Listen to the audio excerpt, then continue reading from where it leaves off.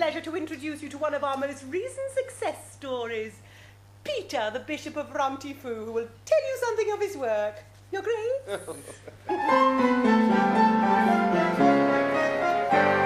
In Rum-Ti-Foo in the southern seas, the natives do just as they please. That is, they did, until your servant told them not to do so. He told them not to do so. Oh, I was shocked, I must confess, to see their rude and scanty dress, a feather to cover their nakedness, not even furs like Crusoe. Not even furs like Crusoe. And so I set to work without delay to make them suitable attire. I even gave my winter suits away. They made me so perspire. They made him so perspire.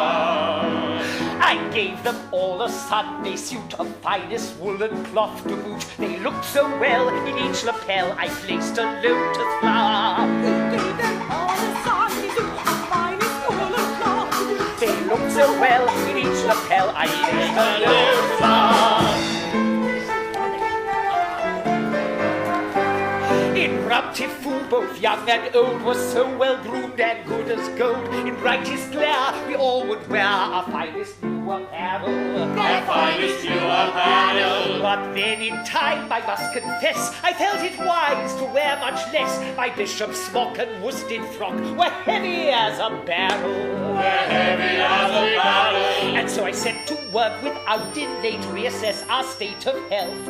I even said I'd meet them all halfway and wear much less myself.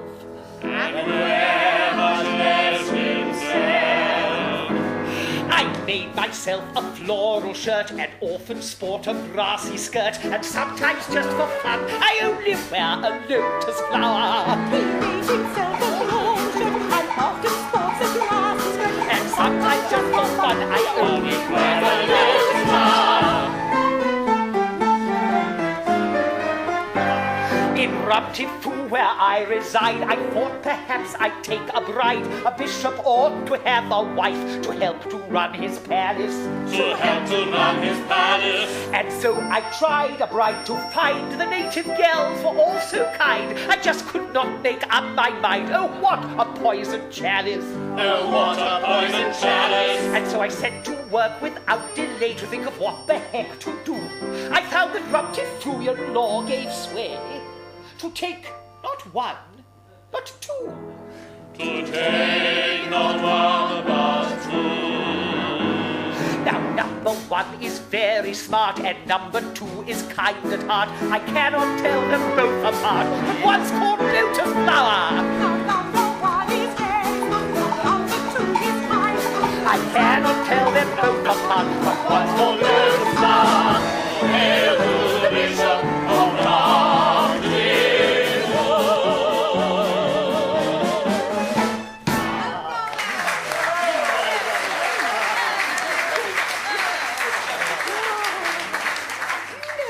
Rum-Ti-Foo. Rum-Ti-Foo? No.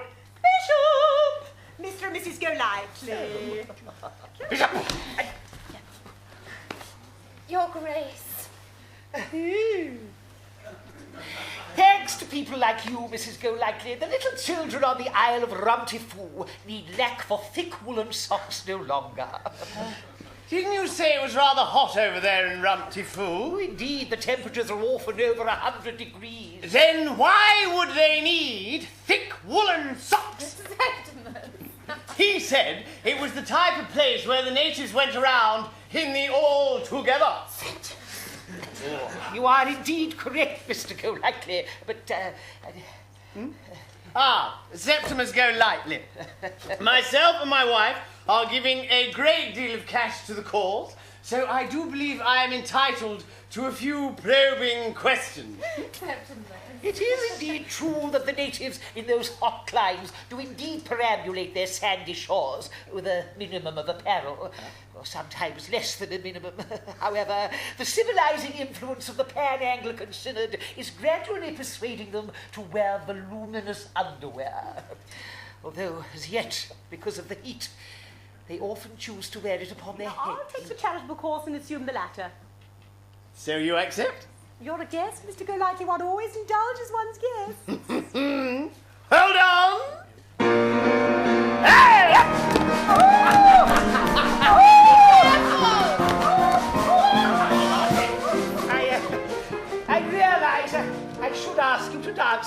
Golightly, but alas, the only dance I had any proficiency in is the one used to accompany the rituals of blessing the bananas in Rum-Ti-Foo. Don't worry, Bishop.